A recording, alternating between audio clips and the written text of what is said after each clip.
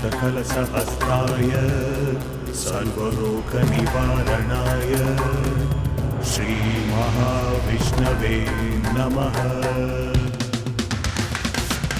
நம்பிக்கை வையடா தாண்டவ கோனே நீ உன்மீது நம்பிக்கை வையடா தாண்டவ கோனே. மூன்றாவது கை இது நம்பிக்கைதானே, அதை ஊன்றி வாழ்ந்து விட்டால் வெற்றிகள் தானே. உள்ளத்தின் உயிர்மொழி நம்பிக்கைதானே, அதை ஊருக்கு சொல்லடா தாண்டவ கோனே தாண்டவ கோனே.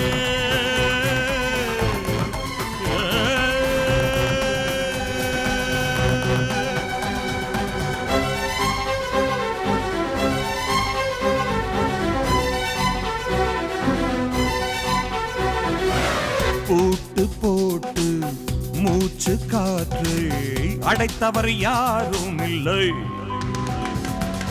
ஆழ தோண்டி அறிவினில் போட்டு நம்பிக்கை தோற்றதில்லை. நோய் வந்து தீண்டினால் மருந்தை தாயன நினைப்பார். சோதனை போதினால் இறைவன் பாதங்கள் நம்புவார். தாண்டவ கோனே தாண்டவ கோனே, தன்னை அறிந்தால் வெற்றிகள் தானே. நம்பிக்கை வையடா தாண்டவ கோனே நீ உன் மீது நம்பிக்கை வையடா தாண்டவ கோனே. மூன்றாவது கை இது நம்பிக்கைதானே, அதை ஊன்றி வாழ்ந்து விட்டால் வெற்றிகள் தானே. உள்ளத்தின் உயிர்மொழி நம்பிக்கைதானே, அதை ஊருக்கு சொல்லடா தாண்டவ கோனே தாண்டவ கோனே.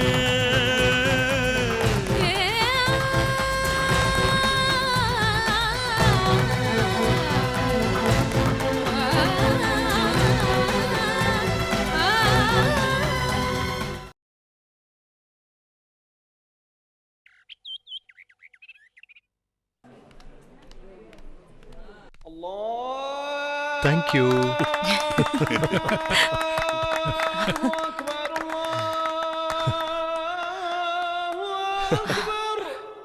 हम बेशक पाकिस्तानी हैं, लेकिन एक हिंदुस्तानी की तरह कद्र करके हमारे बेटे का इलाज किया, इसकी खास वजह है डॉक्टर नरेन और रति भारती. बहुत बहुत धन्यवाद, हम निकलते हैं. खुदा हाफिज. धन्यवाद जी.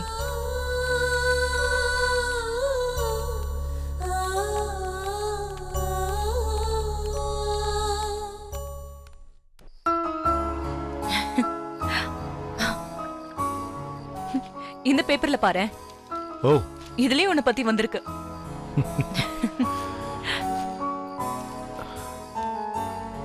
இந்த நியூஸ படிச்சுட்டு ஊரே சந்தோஷப்படும், பிரின்ஸ தவிர. பிரின்ஸ் அழுமூஞ்சி அழுதுட்டு போறான், ஆனா பிரஜைகள் மகிழ்ச்சியா இருக்காங்கல்ல, அது போதும்.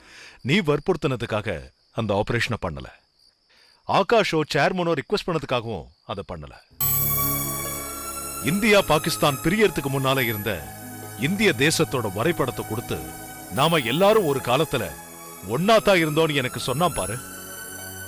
அதுக்காகதான் நான் பிரின்ஸ் கிட்ட சண்டை போட்டு இந்த ஆபரேஷனை பண்ணேன். சோ மருத்துவம் ஜெயிக்க சகோதரத்துவம் தேவைப்பட்டிருக்கு. பிரின்ஸு கூட என் மேல கொஞ்சம் வருத்தம் தான். நாளைக்கே இந்த மாதிரி ஒரு சூழ்நிலை மார்க் ஹாஸ்பிட்டலுக்கு உருவானா டாக்டர் ரதி இங்க வந்து ஒரு ஆபரேஷனை பண்ணுவாங்களான்னு அவன் எல்லார் முன்னாடியும் கேட்டான். அவசியம் ஏற்பட்டா நிச்சயம் மார்க் ஹாஸ்பிட்டலுக்கு நான் அந்த உதவியை செய்வேன். அந்த பிரின்ஸ் சரியான அல்பம். ஆபரேஷன் ஃபீஸ நீ சாந்தி நிலையத்துக்கு கொடுக்க கூடாது, மார்க் ஹாஸ்பிட்டலுக்கு தான் கொடுக்கணும்னு கண்டிஷன் போட்டான். கொடுத்தியா? எங்க கொடுக்கறது? நாமளே ரொம்ப நாமினலான ஃபீஸ் தான் சார்ஜ் பண்ணிருக்கோம். ஆபரேஷனே நான் ஃப்ரீயா தான் செஞ்சிருக்கேன், அப்புறம் எங்க கொடுக்க? உன்னை நினைச்சா எனக்கு ரொம்ப பெருமையா இருக்கு நரேன். பாரதியாரோட பாட்ட கொஞ்சம் ஜெண்டர் மாத்தி பாடணும் போல தோணுது. எப்படி பாடு? உச்சிதனை முகர்ந்தால் கர்வம் தான் ஓங்கி வளருதடா. ஓ,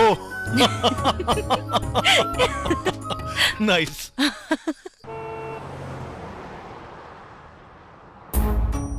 Congratulations, Naren. You made it. உன்னை தவிர வேற யாராலையும் இந்த ஆபரேஷனை இவ்வளவு சக்சஸ்ஃபுல்லா பண்ணிருக்க முடியாது. Thank you very much. ஒவ்வொரு தடவை ஆபரேஷன் சக்சஸ் ஆகும் போதும் நான் அந்த கடவுளுக்கு தான் நன்றி சொல்லுவேன். உட்காரு. சாந்தி நிலையம் இதனால ரொம்ப பெருமைப்படுது போல இருக்கு. படாம இருக்குமா? இத பத்தி எல்லா பேப்பர்லயும் மேகசின்ஸ்லயும் ஃபிளாஷ் பண்ணிருக்காங்க. ஏற்கனவே சேர்மன் மோகன் பாரதிக்கு தலை கழுத்துலயே நிக்காது, இப்போ கலண்டே விழுந்திருக்கும்ல. அவரும் என்ன நிறைய வாழ்த்தினாரு. ஒரு கோல்டு செயினை எனக்கு அன்பளிப்பா போட்டாரு. ஓல்டு இஸ் கோல்டுன்னு சொல்லுவாங்க. அதனால அந்த ஓல்டு உனக்கு கோல்டு கொடுத்ததுன்னு பெரிய ஆச்சரியப்படுற விஷயம் இல்லை. ஆபரேஷனை சக்சஸ்ஃபுல்லா பண்ணி சாந்தி நிலையத்துக்கு பேர் வாங்கி கொடுத்தாலும் அதை யூஸ் பண்ணிக்கிட்டது நான்.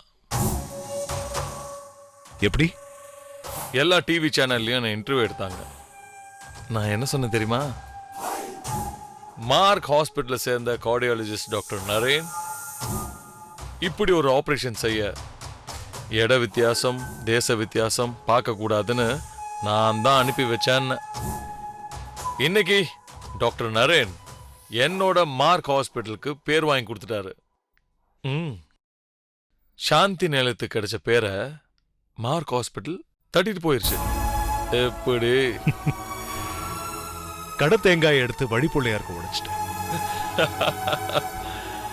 Quotation allowed.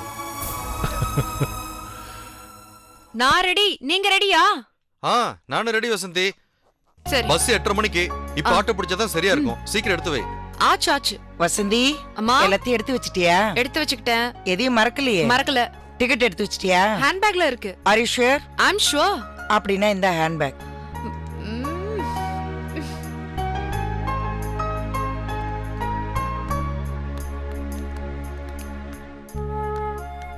அம்மா சொன்னதெல்லாம் ஞாபகம் இருக்கா இல்ல திரும்ப சொல்லணுமா?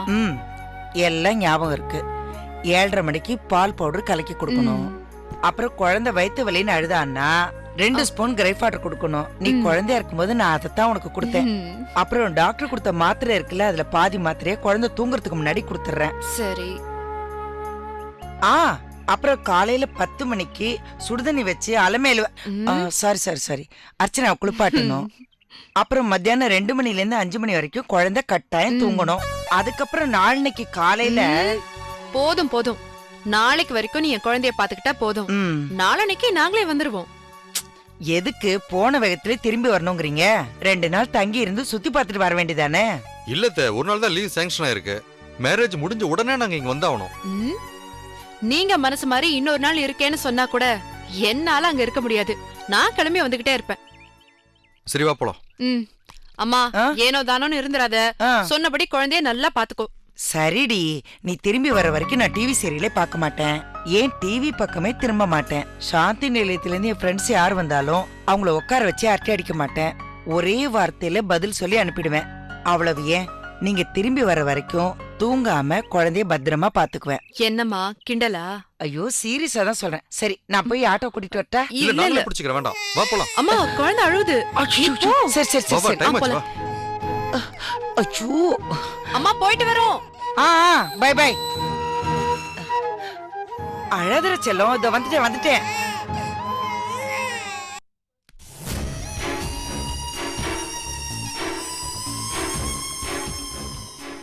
பிரேம், என்ன உடம்பு சரியில்லையா? பிளட் டெஸ்ட் கொடுத்திருக்க போல இருக்கு. ஆமாமா, லேசர் டெம்பரேச்சர். அதான் மாத்திரை போடலான்னு இருந்தேன், நீ வந்துட்ட. என்ன மாத்திரை? ரதி, நேத்து நீ டிவில நியூஸ் பேச்சு பாத்தியா? மாத்திரை. என்ன மாத்திரை அது?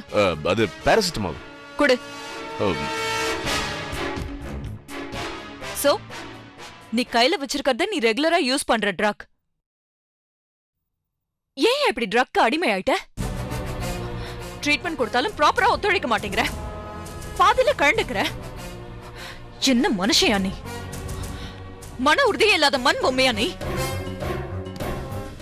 நீ ட்ரக் எடுத்துக்கிட்டு இங்க வந்திருக்கிற விஷயம் என் நேரத்துக்கு ஹாஸ்பிட்டல் பூரா பரவி இருக்கும். உன்னால முடிஞ்சது சாந்தி நிலையத்தோட இமேஜ ஸ்பாயில் பண்ணலாம்னு முடிவு பண்ணிட்டேன். One of the board director நீ மத்தவங்களுக்கு பாடமா இருக்கணும். அதை விட்டுட்டு இப்படி வேலைக்கு வர நேரத்துல ட்ரக் எடுத்தா எவன் உன்னை மதிப்பான்? அது சரி, உனக்குதான் மானம் மரியாதை ரோஷம் எதுவுமே கிடையாது. நீ மனுஷங்களே சேர்த்து கிடையாது, மிருகம். நீ you're an animal. இத பார், as the MD of சாந்தி நிலையமா சொல்றேன், இந்த ட்ரக் எடுத்துக்கிட்டு இங்க வர வேலை வச்சுக்காத. என்னடா பாக்குற? வந்தா என்ன பண்ணுவேன்னு பாக்குறியா? போலீஸ் கிட்ட போய் ரிப்போர்ட் பண்ணுவேன். ப்ரூஃப் இருக்கு, டெஸ்ட் ரிப்போர்ட். இந்த நல்ல காரியத்தையும் போஸ்ட்போன் பண்ணணும். இதோ இப்பவே போறேன். கொஞ்ச நாளைக்கு நீ உள்ள இரு, அப்பதான் உனக்கு புத்தி வரும். ரதி ரதி ரதி ரதி please wait. Rati please, police கிட்ட போகாத, சொன்னா கேளு ப்ளீஸ் ப்ளீஸ். நீ போன் பண்ணுடா. உனக்கு தான் நிறைய அரசியல்வாதிகளை தெரியுமே, அவங்கள ஒருத்தருக்கு போன் போட்டு ஹெல்ப் கேளு. ஸ்டேஷன் எஸ்ஐ கிட்ட பேச சொல்லு. ரதி இத பாரு, நீ போலீஸ்க்கு போனா நீ சொன்ன மாதிரியே இந்த கேஸ் எப்படி ஹேண்டில் பண்ணணும்னு எனக்கு தெரியும். உனக்கு தெரியுமா? உனக்கு தெரிஞ்சதை நீ செஞ்சுக்கோ. ரதி ப்ளீஸ், கோவப்படாத. எடுறா கைய. ரதி, யார்கிட்ட பேசுறேன்னு தெரியுமா? எடுறா கைய.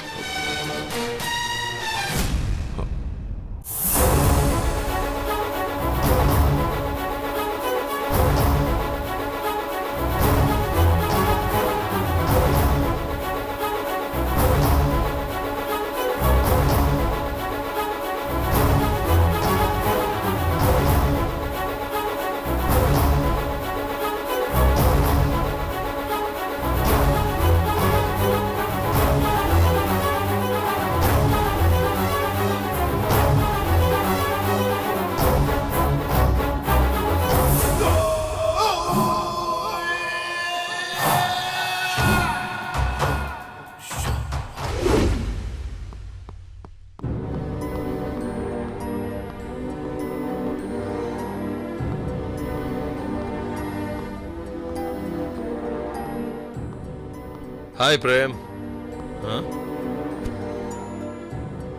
ஹலோ. டேய், என்னடா ட்ரக்ஸா? ஹெவி டோஸா? ஹாஸ்பிட்டல் கூட போகாம உட்காந்து ட்ரக்ஸ். எப்படி ட்ரக்ஸ் சாப்பிட்டு ஹாஸ்பிட்டல் எப்படி போக முடியும்? அதான் வரக்கூடாதுன்னு சொல்லிட்டால அவ. டேய், இப்படி ஹெவி டோஸ் எடுத்தனா சீக்கிரம் செத்துருவாடா. ஏய் போட, எல்லாரும் முன்னாடி அவமானப்பட்டனா ஏன்டா உயிரோட இருக்கணும்? சாகுற, நீ சொன்ன மாதிரியே சாகுற. எனக்கு பிடிச்ச வழியில நிறைய ட்ரக்ஸ் எடுத்துக்கிட்டு அதோட கையில அடக்கம் ஆயிடுற. சாகுறேன், சாகுறேன்டா, சாகுறேன்.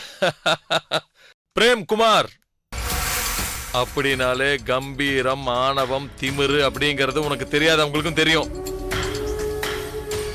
ஆனா செல்ஃப் கான்பிடன்ஸோட சிம்பிள்ரா பிரேம்குமார். பயமே பிரேம்குமாரை பார்த்து பயந்து போயிரும். அப்படிப்பட்ட பிரேம்குமார் அப்படியே நடுங்கி பயந்து ஒரு கோழத்தனமா ஐயோ என்னை விட்டுருங்க நான் செத்து போயிடுறேன் அப்படிங்கிறான். டேய், என்னடா ஆச்சு உனக்கு? சொல்லுடா, என்ன நடந்தது? நான் உன் ஃப்ரெண்ட், உனக்கு ஒண்ணுன்னா அது எனக்குண்டா. சொல்லுடா, என்னாச்சு?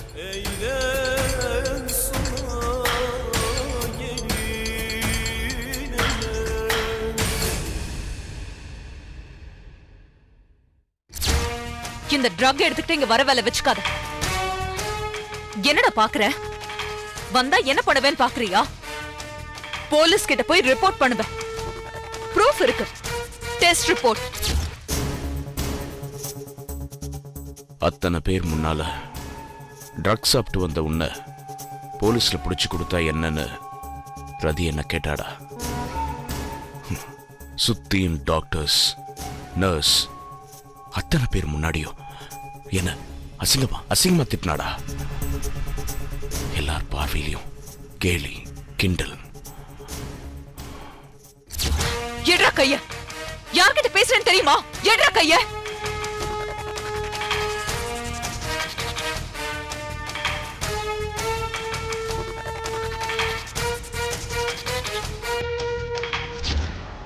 ஒரு சிங்கம் மாதிரி அவங்க மத்தியில உலாவிக்கிட்டு இருந்தேன்.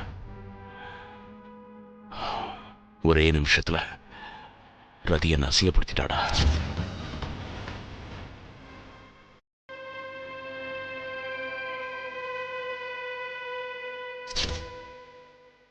அவ என்னை திருத்த பார்த்தப்போ என் இதயத்துல அவளுக்கு ஒரு பெரிய சிம்மாசனம் போட்டு உட்கார வச்ச. ஆனா அவளே இன்னைக்கு எல்லாரும் முன்னாடியும் நீ ஒரு ட்ரக் அடிக்ட்னு வெளிச்சம் போட்டு காட்டிட்டா. அழகான பொண்ணுங்க எப்பவுமே ஆபத்தானவங்க. அந்த ரதி அதை நிரூபிச்சிட்டா. எது மேல அதிகமா ஆசைப்படுறோமோ அப்புறம் அதுவே நம்மளை அழிச்சிடும். ரதி மேல நான் வச்சிருந்த அதிகமான காதல் அன்பு அதுவே இப்ப என்ன அழிக்க பாக்குது. ரதி மேல நான் வச்சிருந்த அதிகமான காதல் அன்பு அதுவே இப்ப என்ன அழிக்க பாக்குது. அங்க இருந்த நர்ஸுங்கெல்லாம் வாயை பொத்துக்கிட்டாங்க. இவளா இப்படி பேசுறாங்க? ரொம்ப அசிங்கமா திட்டாளா? எழுதி காட்டுறேன் பாரு.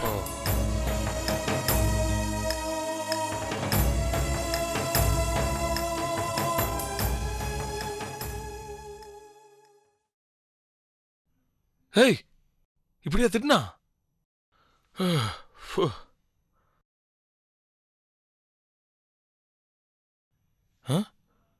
ஐயோ, ஹேய், இந்த வார்த்தை யூஸ் பண்ணாளா? ஓ, அடி பாவி, இந்த லெவலுக்கு கூட இறங்கி போவாளா ரதி?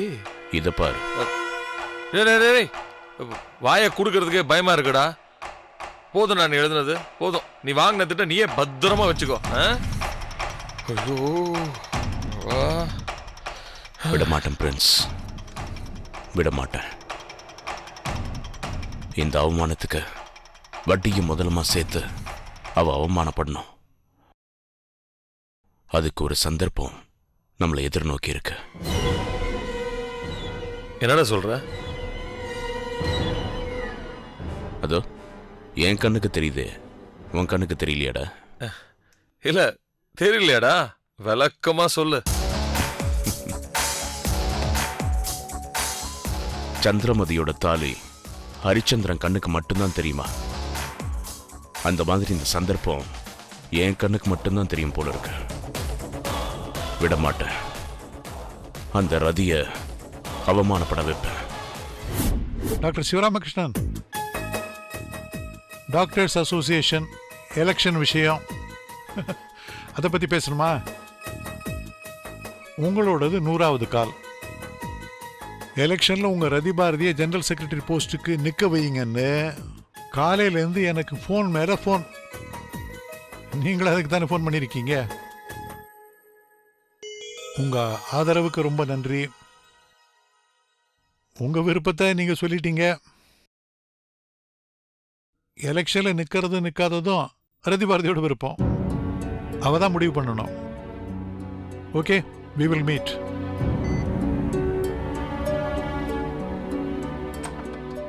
Good morning dad. வா ஆகாஷ்.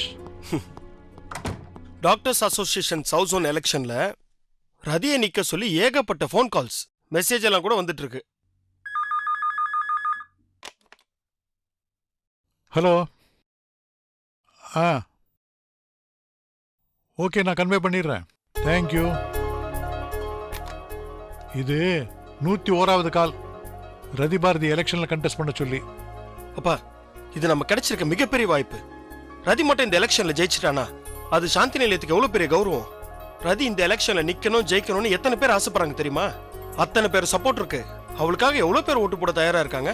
விட்டா ரத்த கழுத்தே போடுவாங்க போல இருக்கு. சோ நம்ம ரதி இந்த எலெக்ஷன்ல நின்னே ஆகணும். உன்னுடைய ஒப்பீனியன் தான் என்னுடைய ஒப்பீனியனும். இந்த எலெக்ஷன்ல என்னன்னா ரதி சுலபமா ஜெயிச்சிடலாம். ஆனா முடிவு எடுக்க வேண்டியது அவளாச்சே. கரெக்ட் தான். நாம நம்ம விருப்பத்தை சொன்னா அவ மறுத்துருவாளா என்ன? முதல்ல நான் அவகிட்ட பேசி பாக்குறேன். ஏய் பாரதி. ஹேய், நான் உனக்கு ஃபோன் பண்ணி இங்க வான்னு சொல்லணும்னு நினைச்சேன். நீ எங்க இருக்க?